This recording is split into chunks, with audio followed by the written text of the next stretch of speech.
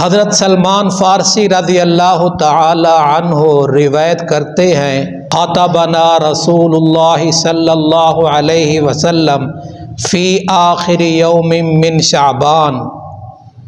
اللہ کے رسول صلی اللہ علیہ وسلم شعبان کی آخری تاریخ میں ہمیں واعظ فرماتے۔ فقال یا ایھا الناس، فرماتے اے لوگو، قد اظلکم شہر عظیم، تمہارے اوپر ایک بہت بڑا عظیم مہینہ سایہ فگن ہونے والا ہے، تمہیں ایک عظیم مہینہ ملنے والا ہے۔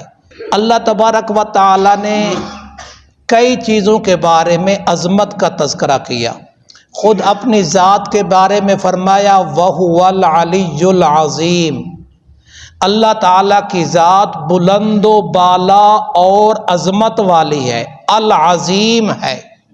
جہاں انسان کی عقل اور سوچ کی انتہا ہوتی ہے، وہیں سے اللہ تبارک و تعالیٰ کی عظمت کی ابتدا ہوتی ہے۔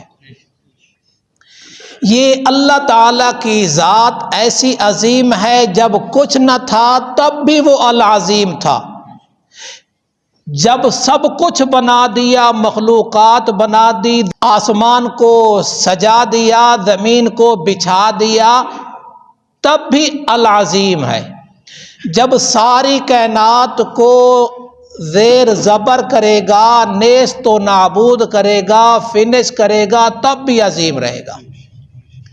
اللہ تبارک و تعالی نے اپنے پیارے نبی صلی اللہ علیہ وسلم کی صفات کا تذکرہ کرتے ہوئے فرمایا اِنَّكَ لَعَلَىٰ خُلُقٍ عَظِيمٍ، میرا پیغمبر عظیم اخلاق و صفات والا ہے۔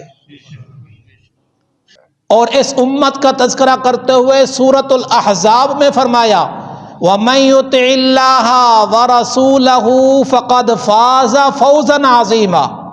ذرا توجہ کرنا، فرمایا جس نے اللہ کی اطاعت کی، اس کے رسول کی اطاعت کی، اس نے یقیناً بہت بڑی عظمت حاصل کر لی۔ اب اللہ کی اطاعت کیا ہے؟ یا قرآن مجید میں اللہ تبارک و تعالی شکوہ کر رہا ہے وَمَا قَدَرُ اللَّهَ حَقَّ قَدْرِهِ، اللہ تعالیٰ کہتا ہے میرے بندوں نے مجھے نہیں پہچانا جس طرح مجھے پہچاننے کا حق تھا۔ تو اللہ کی پہچان کہاں سے ہوگی؟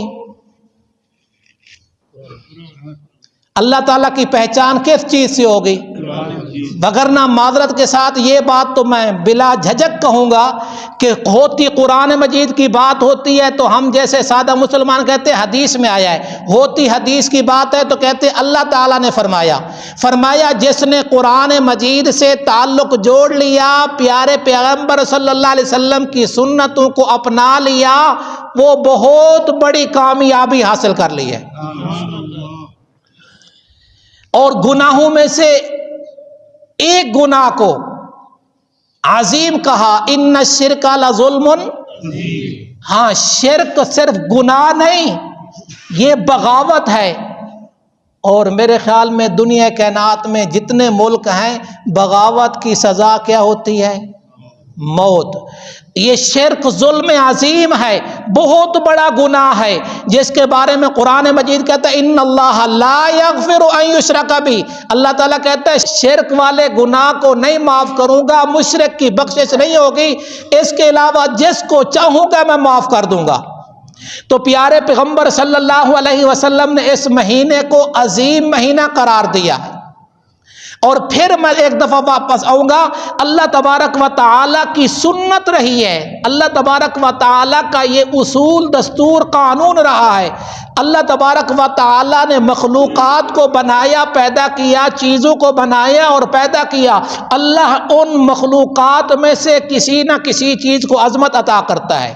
1.25 لاکھ کم و بیش انبیاء آئے، ان نبیوں میں عظیم نبی کون سا ہے؟ صلی اللہ علیہ وسلم۔ اور فرشتوں میں سے، سارے فرشتوں میں سے عظیم فرشتہ کون ہے؟ جبریل علیہ السلام۔ آسمانی کتابوں میں سے عظیم کتاب کون سی ہے؟ قرآن مجید میں سے عظیم آیت کون سی ہے؟ آیت الکرسی۔ اور قرآن مجید کی 114 سورتوں میں سے عظیم سورت کون سی ہے؟ سورۃ الاخلاص، سورۃ الاخلاص۔ اور تمام امتوں میں سے عظیم امت کون سی ہے؟ ہمارے نبی صلی اللہ علیہ وسلم کی امت۔ مہینوں میں سے عظیم مہینہ کون سا ہے؟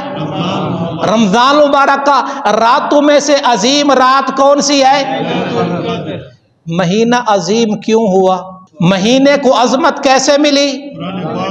رات کو عظمت کیسے ملی؟ قرآن پاک کے ذریعے۔ تو اللہ یہ مہینہ سب کو صحت اور ایمان کی سلامتی کے ساتھ نصیب فرمائے۔ پہلے رمضان کا چاند نظر آ جائے اور مغرب بھی پڑھ لے، پھر اگر زندگی کا اختتام ہوتا ہے تو افسوس انشاءاللہ نہیں ہوگا، کیونکہ جنت کے دروازے کھل چکے ہوں گے اور جہنم کے دروازے بند ہو چکے ہوں گے۔ اللہ تعالی ہمیں یہ مہینہ صحت اور ایمان کی سلامتی کے ساتھ نصیب فرمائے۔